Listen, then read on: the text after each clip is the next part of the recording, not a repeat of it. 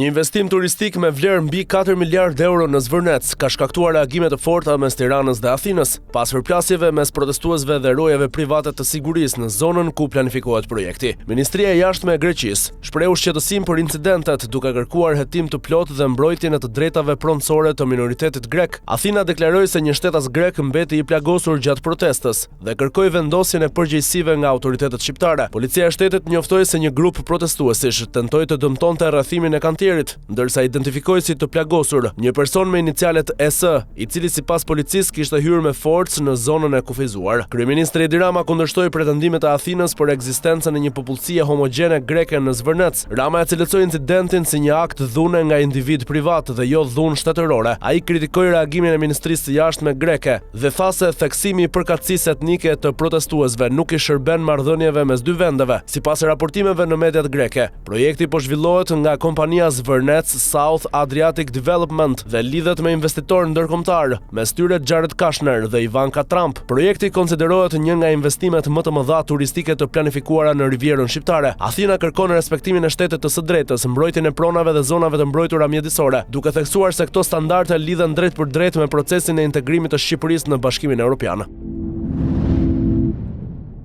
Kryeministri Edi Rama ka reaguar për herë të parë në mënyrë të detajuar mbi projektin e diskutueshëm të Zvërnecit, pas tensioneve dhe protestave të ditëve të fundit që kulmuan me dhunën ndaj protestuesit. Në mbledhjen e grupit parlamentar të Partisë Socialiste, Rama e cilësoi të papranueshëm dhe të neveritshëm aktin e tërheqjes zvarr të protestuesit, duke deklaruar se kompania private e sigurisë dhe të gjithë personat të përfshirë do të përballen me masa të rënda ligjore. Sipas tij, kompanive përgjegjëse do t'u hiqet licenca aktiviteteve, ndërsa rojat do të ndiqen penalisht. Kryeministri bëri të ditur gjithashtu se është karkuar drejtori i policisë së Vlorës dhe po hetohet i gjithë zinxhiri komandues për mënyrën e menaxhimit të situatës. Duke folur për projektin, Rama paraqiti një kronologji të procesit, duke theksuar se interesi i investitorëve daton që nga viti 2023, ndërsa aplikimi i parë zyrtar është dorëzuar në shtator të vitit 2024. Ai tha se projekti fillestar është refuzuar nga Këshilli Kombëtar i Territorit, i cili ka kërkuar uljen e intensitetit të ndërtimeve dhe mbrojtjen e lagunës. Sipas kryeministrit, edhe versioni i rishikuar i paraqitur në mars të këtij viti nuk është miratuar pa kushte dhe aktualisht nuk ekziston ende një projekt arkitektonik përfundimtar i aprovuar. Rama deklaroi se studimi mjedisor nuk është dorëzuar ende dhe se imazhet e ndërtimeve që qarkullojnë në rrjet i përkasin varianteve të vjetra ose janë të pavërteta. Ai sqaroi se KKT ka vendosur kufizime të qarta ku ndërtimet mund të zhvillohen vetëm në prona private të regjistruara, pa prekur lagunën dhe pa përfshirë marina turistike. Rama mbrojti gjithashtu bazën ligjore të projektit, duke argumentuar se zona e Pish Poros klasifikohet si peizazh i mbrojtur, kategori që sipas ligjit lejon zhvillime të kontrolluara me miratim institucional.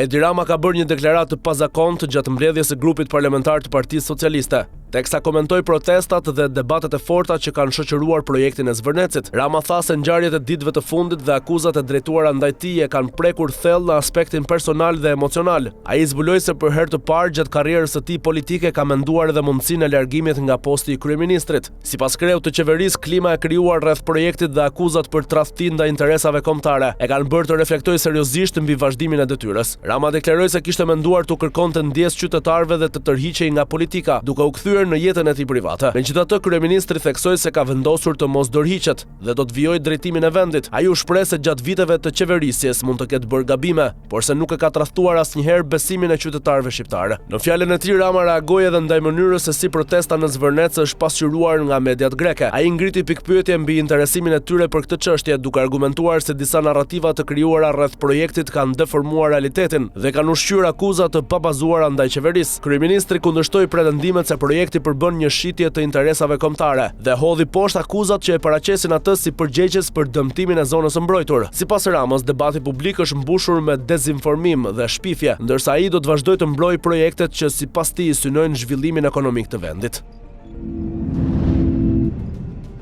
Kreu i Partisë Demokratike Sali Berisha ka reaguar për herë të parë publikisht lidhur me projektin e Zvërnecit, duke deklaruar se Partia Demokratike mbështet fuqishëm investimet e huaja, por duke kërkuar njëkohësisht që shteti të mbajë përgjegjësi për çdo problem që lidhet me titujt e pronësisë. Gjatë një deklarate për mediat, Berisha dënoi fillimisht dhunën e ushtruar ndaj një protestuesi në Zvërnec, duke e cilësuar ngjarjen si një akt të rënd dhe të papranueshëm. Ai tha se ndërhyrja ndaj protestuesit përbën një veprim që duhet hetuar dhe dënuar. Duke folur për projektin, lideri demokrat u shpreh se nuk disponon dokumentacionin e plot dhe nuk ka informacion të detajuar mbi përmbajtjen e investimit. Megjithatë, ai theksoi se forca politike që drejton mbetet në mbështetje të investimeve të huaja, të cilat sipas tij janë të rëndësishme për zhvillimin ekonomik të vendit. Berisha kujtoi një ligj të miratuar gjatë qeverisjes së demokratëve, sipas të cilit shteti merr përsipër përgjegjësinë për çdo konflikt që mund të lindë mbi bazën e dokumenteve zyrtare të pronësisë, të lëshuara nga vetë institucionet shtetërore. Sipas tij, në rastet kur një investitor vepron mbi dokumente të lishme të njohura nga shteti, çdo problem i mëvonshëm me pronarët duhet të zgjidhet nga vetë shteti dhe jo nga investitori. Kreu i opozitës deklaroi se nëse provohet se të drejtat e pronarëve janë cënuar, atëherë shteti duhet të kompensojë dëmin me vlerën reale të tregut dhe të mbajë përgjegjësi për vendimet e marra. Sipas Berishës, mbrojtja e pronës private dhe nxitja e investimeve të huaja duhet të ecin paralelisht dhe në përputhje me ligjin. Drejtori i përgjithshëm i Policisë së Shtetit Skënder Hita ka pranuar publikisht dështimin e institucioneve në menaxhimin e protestës së 30 majit në Zvërnec, duke kërkuar ndjesë për mënyrën se si u trajtua ngjarja dhe informacionin e pasakt të dhënë më pas nga strukturat policore. Në një konferencë për shtyp të mbajtur në Vlorë, Hita deklaroi se policia e shtetit nuk reagoi në kohën e dur për të parandaluar dhunën ndaj protestuesit, që u mor me forcë dhe u godit nga punonjës të sigurisë private. Sipas tij, mënyra e menaxhimit të situatës ka dëmtuar besimin e qytetarëve tek policia dhe nuk përfaqëson standardin që duhet të ketë institucioni. Kreu i policisë bëri të ditur se drejtori i policisë së Vlorës është shkarkuar për shkak të dështimit në administrimin e protestës dhe për informacionin e pavërtet të shpërndar pas incidentit. Ai njoftoi gjithashtu se është ngritur një grup i posaçëm hetimor për të verifikuar të gjitha veprimet e kryera gjatë protestës, ndërsa drejtoria e standardeve profesionale ka nisur hetim disiplinor për të gjithë zinxhirin komandues të policisë së Vlorës. Hita konfirmoi se nga verifikimet administrative janë konstatuar shkelje nga të dyja kompanitë private të sigurisë që operonin në zonë. Për këtë arsye është vendosur heqja e licencave për subjektet Myrto Security 1.3A dhe Major Security. Drejtori i përgjithshëm ritheksoi se policia ka detyrimin të garantojë sigurinë e protestuesve, por njëkohësisht edhe mbrojtjen e pronës private që disponon dokumentacionin e rregullt ligjor. Ai u bëri thirrje qytetarëve që çdo pretendim për pronësi apo zhvillimin e zonës ta ndjekin përmes rrugëve ligjore dhe gjykatave. Në përfundim, Hita garantoi se hetimet për ngjarjen në Zvërnec do të vijojnë në bashkëpunim me prokurorinë dhe Agjencinë e Mbikëqyrjes Policore, ndërsa përgjegjësit do të mbajnë përgjegjësi sipas ligjit.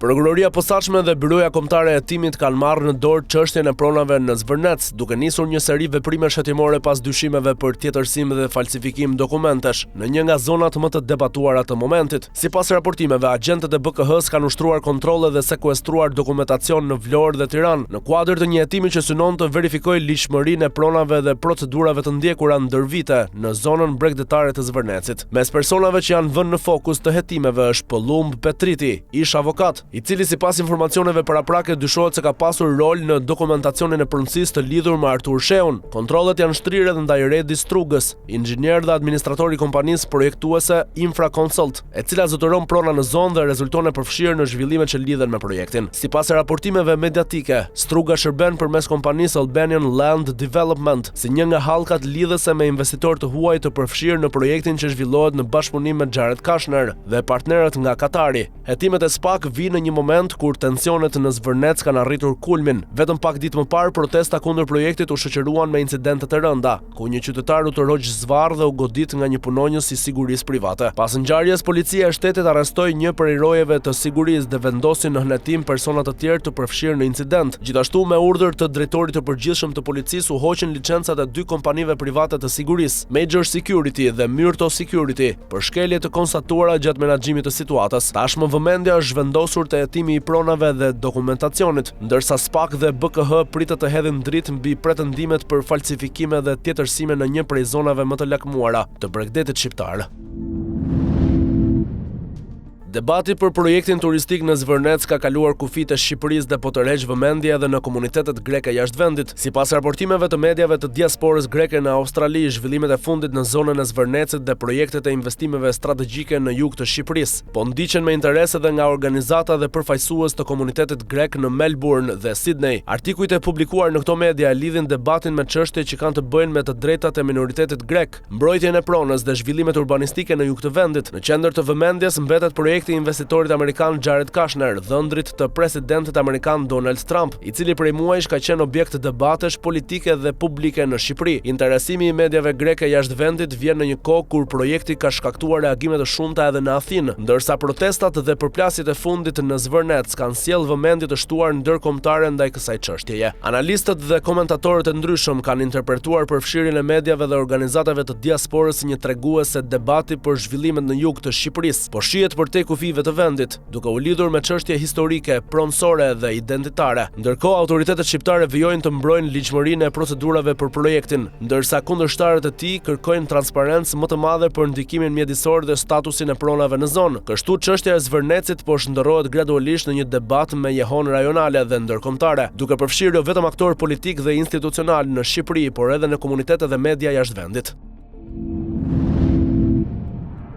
Qendra Spitalore Universitare Nën Tereza ka ndryshuar sërish drejtues. Ministri i Shëndetësisë Evi Sala ka liruar nga detyra drejtoreshën Angela Paparizo, më pak se një vit pas emërimit të saj. Në vend të Paparizos është emëruar Udina Dexhoni, e cila deri më tani drejtonte Spitalin Memorial të Fierit. QSUT njoftoi se drejtuesja e re është prezantuar përpara stafit dhe sjell eksperiencë në menaxhimin e institucioneve shëndetësore. Institucioni nuk ka bërë publike arsyet e largimit të Angela Paparizos. Ajo ishte emëruar në krye të QSUT në vitin 2025 dhe largimi i saj ishte përfolur disa herë gjatë muajve të fundit. Ndryshimi i fundit vazhdon serinë e lëvizjeve të shpeshta në drejtimin e spitalit më të madh universitar në vend. Përpara Paparizos detyrën e ka mbajtur për periudha të shkurtra Florent Spao, Donjeta Bali dhe Alma Cani. Emërimi i Rudina Dexhonit rikthen në vëmendje dhe hetimin e vitit 2023 nga prokuroria e Fierit. Prokuroria akuzoi atë për shpërdorim detyre, lidhur me lejimin e kryerjes së procedurave të botoksit të stomakut. Në Spitalin Memorial të Fierit pa miratimet përkatëse dhe jashtë procedurave të prokurimit publik. Tashmë mbetet për të parë se cili do të jetë drejtimi i QSUT në menaxhimin e ri dhe sa i qëndrueshëm do të jetë ky ndryshim në krye të institucionit.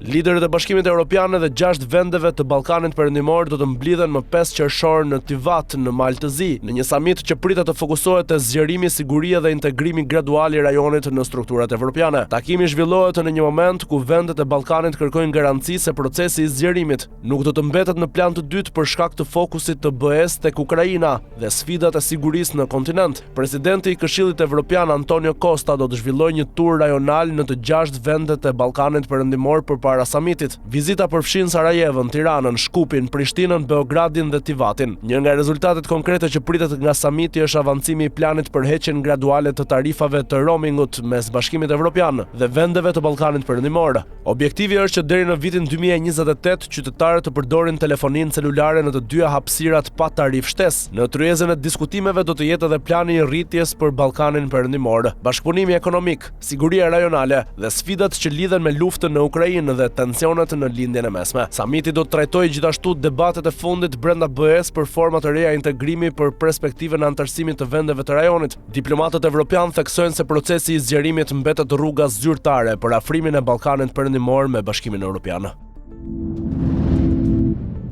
2 tubime janë paralajmëruar të zhvillohen sot në Tiranë. Një grup qytetarësh kanë bërë thirrje për protestë në mbrojtje të Zvërnecit mes debateve që ka shoqëruar projekti turistik në zonë. Në materialet promovuese organizatorët u bëjnë thirrje qytetarëve të mobilizohen me mesazhin mos hesht, ngres zërin, mbrojmë Zvërnecin, mbrojmë të ardhmen. Pjesëmarrësit pritet të kërkojnë më shumë transparencë për projektin dhe mbrojtje të zonës bregdetare, e cila ka qenë në qendër të diskutimeve publike gjatë javëve të fundit. Ndërkohë, koalicioni shqiptar pro familjes dhe ka njoftuar zhvillimin e marshimit për jetën, që do të nisë sot më 1 qershor në orën 18:00 nga sheshi Skënderbej, drejt Ministrisë së Shëndetësisë. Sipas organizatorëve, marshimi synon të shprehë mbështetje për familjen dhe fëmijët, si edhe kundërshtimin ndaj terapive hormonale transgjinore në sistemin publik shëndetësor. Në thirrjen publike, qytetarët ftohen të marrin pjesë së bashku me familjet e tyre. Organizatorët e paraqesin aktivitetin si